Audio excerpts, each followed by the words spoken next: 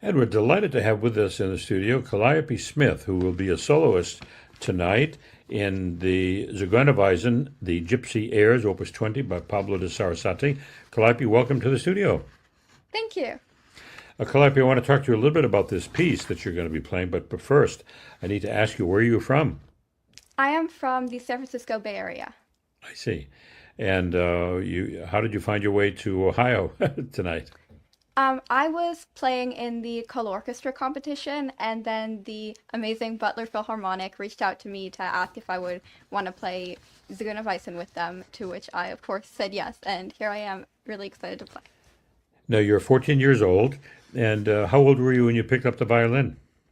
When I started playing the violin, it was actually a third birthday present to me because Third. yeah, because I had heard my mom, who used to be a violinist, not professionally, playing in the living room of my house when I was like 2 years old, and I just listened to her, and I told myself I need to play like that, and I want to be able to express myself through music. So for my third birthday, she took me to my first violin lesson. Oh my goodness. But at the age of two, you you were sensitive to music and you heard something that you liked. At the age of two, you can't even hold a violin, probably. Yeah, I mean, they have like very tiny violins for like two Right. and 3 year olds, which was what I started on. Uh-huh. Now, I know it was a long time ago in terms of your life, but not that many years ago. Do you remember the first few lessons? Do you remember the first when you first picked it up and you started playing it? I mean, were you ever did you ever say, I'll never be able to do this? Yeah, I mean, when I started playing violin, obviously I didn't really know how much of a struggle it was going to be. I don't think any 3 year old can comprehend, like, it's going to take decades to master an instrument. But I think originally I was kind of slowly progressing and getting better. And then maybe around when I was 8, I was starting to do more full performances. And then I was really finding a way to express myself through music. So you must have come along pretty fast because you picked it up by three, and by the eight, you were already playing full pieces. So you progressed very rapidly. You clearly have a talent and a gift for it, but it's not just Thank you. talent and a gift. It's a lot of work, isn't it? Definitely, yeah. Yeah. You practice. How long do you practice every day? Right now with school, I'm practicing 4 hours every day. No, really. Yeah. I see. And who are your principal teachers in the Bay Area? Right now, I'm studying with Simon James and Chen Zhao at the San Francisco Conservatory of Music. Uh, are they in the orchestra? Chen Zhao is in the SF Symphony, and Hmm. Simon James used to be in the Seattle Symphony. Right. Now, Calliope, it would take me the rest of the interview to just read off the competitions that you've been in. I'll do it fast. The Grumiaux International, the Vancouver International, the Odin, the Chicago International, the American Virtuoso, the Camerata Orchestra, on and on and on and on. When did you start entering competitions? I started entering competitions when I was 8 after I did You're my eight. first recording. Your first recording? Yeah. Uh-huh. Is that recording available? I'm pretty sure it is on YouTube. Yeah. What did you put? What did you play? I played one of the Vivaldi violin concertos. Oh my goodness. So what is it about competitions that attracts you? And you're a veteran competition competitor.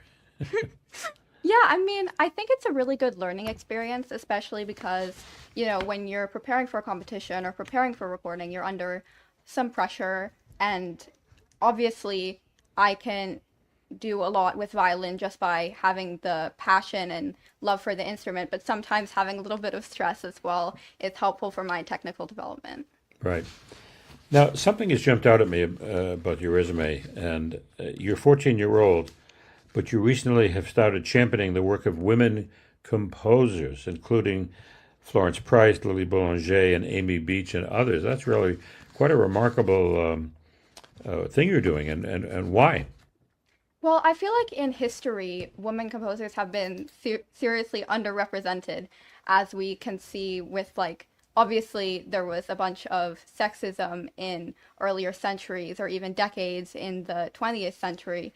So I feel like now in modern times we kind of have a responsibility to reverse that as best as possible, and still maybe there's a lot of more famous composers who are male, and then the ones who were female previously aren't as played now because they weren't popular at their time because of their gender. Right. And what pieces by Amy Beach? If I'm not mistaken, Amy Beach is from Boston. Is that right? I think so, yeah. That's right. And I have a friend who did a documentary film about Amy Beach, which Oh my gosh. you can see on PBS. She's a pianist, Virginia Eskin, and you can Google her. You'll see the movie. What other composers you mentioned? Now these are composers from history: Lily Boulanger and Amy Beach and Florence Price. Any contemporary composers, women composers?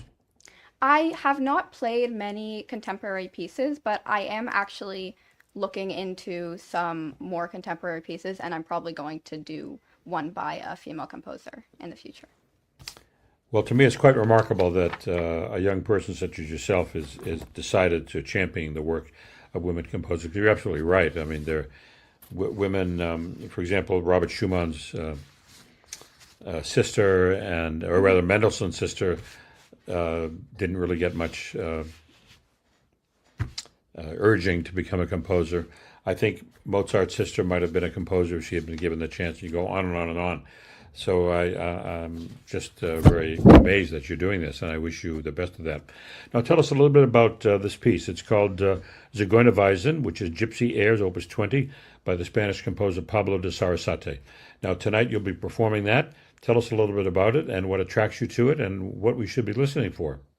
Yeah, so I started playing this piece like 2 years ago because I had heard it in a performance, and I just immediately went up to my teacher and I was like, this is a piece that I definitely want to play. I think it's really fun. It's really spontaneous, right? We have very attacking sections, very musical sections.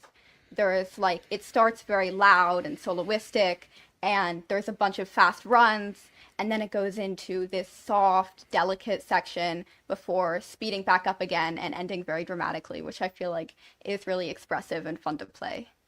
That's wonderful.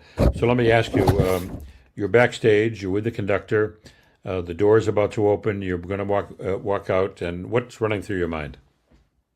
Well, to be honest, there is a bunch of nervousness usually that I get before performing, but I just try to focus on the pieces because I really enjoy playing them. So I just think to myself, like, how am I going to play this piece? What emotions am I going to think about? Am I going to start very soloistically? Am I going to start soft? How do I cue my entrance? Am I going to breathe before I start playing? And then I just go out there and do what I've been practicing for months. Well, Calliope Smith, we appreciate your coming by. I'm very much looking forward to your performance, and I wish you the best of luck tonight, but also in your career. Thank you so much. Thank you, Thank you so Calliope. much for having me here. Thank you.